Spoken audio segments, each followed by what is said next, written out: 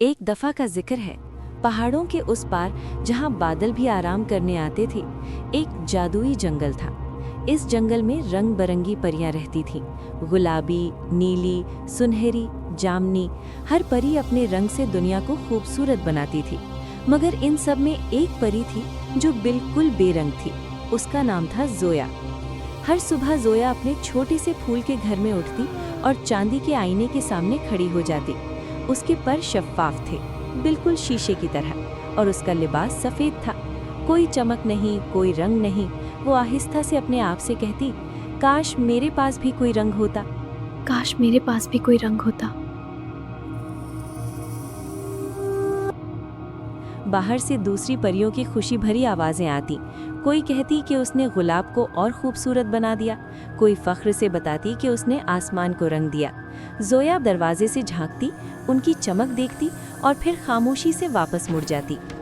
एक दिन परी स्कूल में उस्ताद ने सबको हुक्म दिया कि वो अपने रंग से बीच में रखे हुए बड़े फूल को सजाएं। सब परियां खुशी से उड़ी और अपने रंग बरसाती रहीं।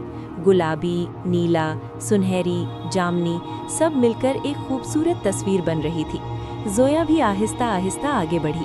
उसने अपनी हथेली फैलाई, आंखें बंद की और पूरी ताकत से कोशिश की, मगर कुछ ना निकला। हथेली खाली रही। पीछे से हंसी की आवाज़ आई। एक परी ने कहा कि जोया के पास तो रंग ही नहीं, वो क्या बनाएगी, खाली तस्वीर। बाकी परियां भी हंसने लगी। जोया की आंखें भर आईं। उसने अपनी हथेली वापस सीने से लगाई और वहां से भाग गई। वो जंगल की गहराई में चली गई, जहां एक पुराना और बड़ा दरख्त था जिसकी जड़ें जमीन पर फैली हुई थीं। जोया उसकी जड़ों के बीच बैठ गई, घुटने सीने से लगाए और रोने लगी। उसके आंसू जब जमीन पर गिरते तो वहां छोटे छोटे चांदी के फूल उगाते और हल्के से चमकते, मगर जोया ने ये नहीं देखा। इतने में उसकी सहेली नूर उड़ती हुई आई, अपनी पीली चमक लिए, और उसके पास बैठ गई।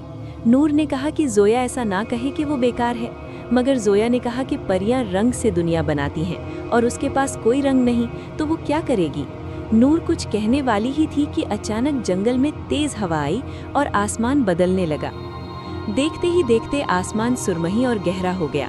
बादल एक अजीब चक्कर में घूमने लगे और उस चक्कर के बीच से काले साए की लकीरें नीचे उतरने लगीं। जहां भी वो लकीरें छुईं, रंग गायब हो गए। गुलाबी फूल राख की तरह सफ़ेद हो गए, सब्ज दरख्त बेरंग हो गए। पूरी परी बस्ती में शोर मच गया। हर परी अपने रंग को पकड़ने की कोशिश कर रही थी, मगर रंग फिसलते जा रहे थे। मलिका समरुद्ध ने बुलंद आवाज में ऐलान किया कि साया जादूगर आ गया है और उसने तमाम रंग चुरा लिए हैं। अगर रंग वापस ना आए तो ये जंगल हमेशा के लिए सयाह हो जाएगा। सब परियां डरकर एक दूसरे से लिपट गईं।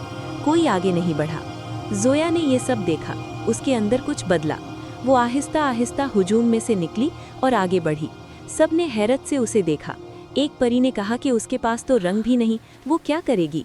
जोया ने आहिस्ता मगर यकीन के साथ कहा कि शायद इसीलिए वो जा सकती है। मलिका समरुद्ध ने उसे गौर से देखा और फिर एक जानी पहचानी मुस्कुराहट के साथ कहा, जाओ जोया, अल्लाह हाफिज।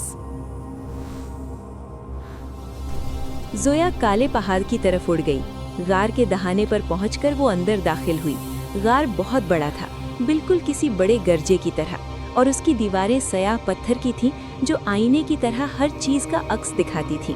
ऊपर से साया क्रिस्टल लटक रहे थे और उनकी नोकों से काले कतरे टपक रहे थे। मगर इस तारीकी में हर तरफ रंग भरी बोतलें थीं। सैकड़ों बोतलें हवा में मुअल्लक। हर बोतल में एक कैद रंग था जो अंदर से धड़क रहा था, बाहर निकलने के लिए तड़प रहा था। गुलाबी रोशनी, नीली रोशनी, सुनहरी रोशनी, सब बंद, सब कैद। गार के बीच में साया जादूगर खड़ा था। वो काले बादल जैसा था जिसकी शक्ल ढंग से ठहरती नहीं थी, हमेशा धुआं बनकर बिखरती रहती थी। उसका चेहरा अजीब तरह से बच्चे जैसा था, बड़ी बड़ी खाली सफ़ेद आंखें, छोटा सा मुंह। जब उसने जोया को देखा तो हंसा और कहा कि तुम्हारे पास तो रंग भी नहीं, तुम मुझे क्या नुकसान पहुंचाओगी। जोया ने सीधे खड़े होकर पूछा कि तुमने इन रंगों को कैद क्यों किया। साया जादूगर एक लम्हे के लिए खामोश हो गया, फिर उसकी आवाज़ बदल गई, गुस्से से भरी नहीं बल्कि दुख से भरी। उसने कहा कि ये रंग खूबसूरत है और वो कभी खूबसूरत नहीं। ये रंग खूबसूरत है, वो कभी खूबसूरत नहीं था, कोई उसका दोस्त नहीं था। उससे डरते थे, कोई उसका दोस्त नहीं था। जोया ने उसे गौर से देखा और उसकी आंखें नर्म हो गईं। उसने कहा कि वो उसे समझती है क्योंकि उसे भी सब बेरंग और बेकार मैं समझती हूँ। कहते हैं। फिर जोया ने अपनी हथेली फैलाई। इस बार कुछ मुख्तलिफ हुआ। पहले एक हल्की सी चमक आई, शफ़ाफ चांदी जैसी। फिर वो चमक बढ़ती गई, फैलती गई और देखते ही देखते उसकी हथेली से और उसके परों की हर रग से रोशनी फूटने लगी। लेकिन ये कोई एक रंग नहीं था, ये एक साथ सारे रंग थे, एक दूसरे में गुंधे हुए, रेशमी कौस कज़ह की तरह। वो रोशनी बोतलों तक पहुंची और एक एक बोतल खुलने लगी, नहीं बल्कि फटने लगी। हर बोतल अपने रंग के साथ फटी और आज़ाद हुए रंग जोया के गिर्द नाचने लगे। गार की सयाह दीवारें रंगों से भर गईं। साया जादूगर के जिस्म पर जहाँ रोशनी पड़ी वहाँ रंग उगने लगे। एक गाल पर गुलाबी, एक कंधे पर नीला। उसने अपने हाथों को हैरत से देखा और उसकी आंखों से एक आंसू बहा। जोया ने उसे देखा और मुस्कुराई। उसने कहा कि मोहब्बत सबसे खूबसूरत रंग है और वो उसे कभी मिल नहीं सकी थी, इसलिए वो तारीक रहा। मोहब्बत सबसे खूबसूरत रंग है और वो उसे कभी मिल नहीं सकी रंग थी। गार की छत से निकलकर आसमान में छा गए।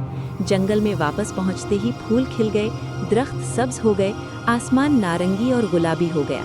जब जोया वापस उतरी तो सबने देखा कि उसके पर अब शफ़ाफ नहीं थे, वो 7 रंगों में चमक रहे थे, हर लम्हा बदलते हुए, जैसे उसके परों में शुमाली कुतुब की रोशनी कैद हो गई हो। नूर दौड़ती हुई आई और उससे लिपट गई। दोनों की रोशनी मिल गई तो एक प्यारी सी चमक फैली। हुजूम आगे आया, सबने जोया को घेर लिया।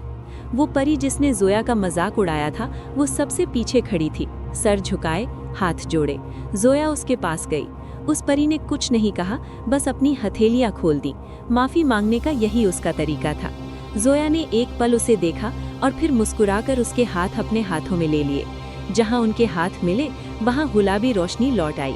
मलिका समरुद्ध ने प्यार से जोया के सर पर हाथ रखा और कहा कि वो जानती थी कि जोया खास है, क्योंकि जो परी सबका रंग अपने अंदर रखती है वही सबसे ताकतवर होती है। थोड़ी दूर पर साया जादूगर खड़ा था। अब वो कुछ रंगीन था, मगर अब भी झिझकता हुआ, अब भी डरता हुआ कि उसे कबूल किया जाएगा या नहीं। जोया ने उसकी तरफ देखा और अपना हाथ उसकी तरफ बढ़ाया। वो एक लम्हे के लिए रुका, फिर आहिस्ता आहिस्ता आगे आया। उस शाम जंगल पहले से कहीं ज्यादा खूबसूरत था। जोया अपनी सहेलियों के साथ उड़ रही थी। और उसके रंगीन पर हवा में कौस कज़ह के निशान छोड़ रहे थे और उसके साथ वो भी था जिसे कभी साया कहते थे। अब वो तारीक नहीं था। और उस दिन के बाद जोया को हमेशा के लिए समझ आ गई कि हर कोई खास होता है, बस अपने अंदर झांकना होता है।